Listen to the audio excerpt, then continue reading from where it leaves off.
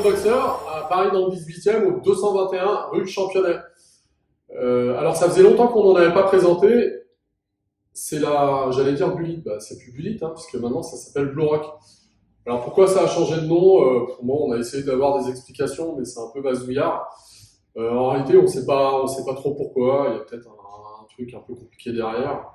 Bref, aujourd'hui, les Bulites, ça s'appelle plus Bulite, ça s'appelle Blue Rock. Et on a reçu le nouveau modèle qui vient juste de sortir, ça fait à peine 10 jours qu'on l'a dans la boutique. C'est la Hunt XC. Voilà. Alors la particularité de cette moto-là, comment elle se place dans la gamme? Alors on a la Blue Rock avec des jantes de 17 avant et arrière, qui est le pur roadster de la gamme. On a la Hero, qui est vraiment le modèle trail, assez haut sur pattes et avec des débattements assez importants. Et ben celle-là, ça va être un entre-deux avec la particularité par rapport à la Blue Rock, c'est que la Blue Rock, on a des jantes de 17, c'est ce que je vous disais tout à l'heure. Là, on passe en jantes de 18, avant et arrière. On a des pneus à crampons, mais qui sont plus typés route que tout terrain. Alors, au niveau motorisation, on est sur un 125 cm3, donc c'est un moteur classique, base Suzuki, moteur refroidi par air, deux soupapes. On est sur une puissance de 11 chevaux 6, qui est quand même pas mal dans ces moteurs-là, donc il y a quand même pas mal de jus. Souvent, on approche les 10, 10 et demi. Donc ça, c'est plutôt bien. Bon, injection électronique, bien sûr, norme oblige. Ils ont rajouté une catalyse qu'on n'avait pas avant, donc ça, c'est forcément pour passer les normes. Alors l'utilisation, ça va être une utilisation assez polyvalente. Pour la ville, c'est parfait. Le gros intérêt, c'est qu'on est sur une bécane qui est super légère, on est à 118 kg. Donc ça, c'est vraiment pas très très lourd. Donc on peut faire de la ville, on peut faire de la route, on peut aller dans les chemins.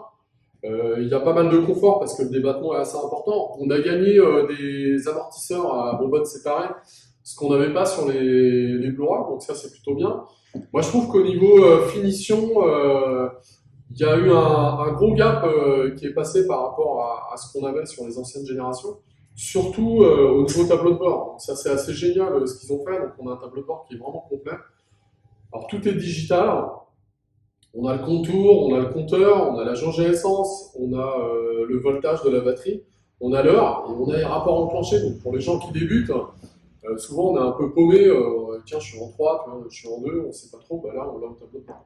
Ça c'est plutôt bien. On a un petit bouton sur le commodo droit pour actionner les warnings, donc pour l'interfix c'est quand même assez bien. Et puis voilà, bon, les commodos ça a changé, le guidon il a une position un peu plus haute par rapport à avant. Et un truc qui est vraiment génial, moi je trouve qu'esthétiquement c'est super joli, donc le phare il est un peu plus gros qu'avant et on est en full LED et en xénon. Donc là au niveau éclairage ça pète, c'est un truc de dingue. Le petit feu qu'on n'avait pas avant qui est directement sur le garde-boue alors qu'avant il était sur le cadre, donc ça c'est aussi pas mal. Le pot d'échappement avec une fixation par ressort, ça fait un petit look racing mais c'est assez bien au niveau montage. Alors au niveau du prix, on est à 2799 €. Franchement, c'est assez imbattable par rapport à la concurrence. Aujourd'hui, je pense que vous avez dû remarquer, les motos ont vachement augmenté, que ce soit chez Archive, chez Brixton, chez Orcal, etc.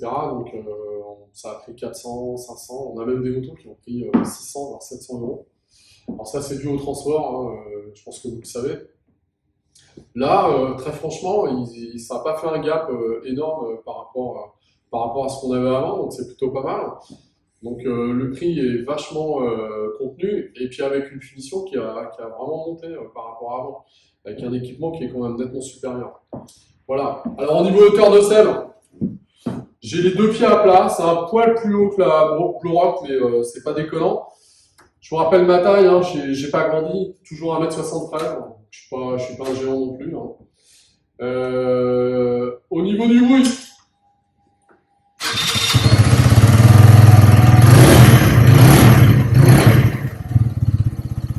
voilà, c'est hyper raisonnable, c'est pas très bruyant, donc pas de risque de se faire gauler par la marée chaussée. Voilà. La position de conduite, moi je la trouve bien. On avait le guidon qui était un peu bas sur les Blue Rock. Là, je trouve qu'on a une position qui est plus à l'aise, plus confortable. Et puis même au niveau de l'assise, on est vraiment pas mal. Ce qu'il y a de bien chez eux, c'est qu'on a On a des selles qui sont toujours assez longues et confortables pour le passager. C'est assez génial. Voilà, bah, je vous invite à partager, à cliquer, à liker. Je vous dis à la prochaine. Je sais pas ce qu'on va faire. On va peut-être repartir sur peut-être l'électrique. Alors, je sais qu'il y en a qui n'aiment pas trop ça, mais on n'a pas le choix, hein, c'est comme ça. Hein. Voilà les petits loups, donc je vous rappelle l'adresse 221 rue Championnet. Je vous dis à la prochaine. À ciao ciao!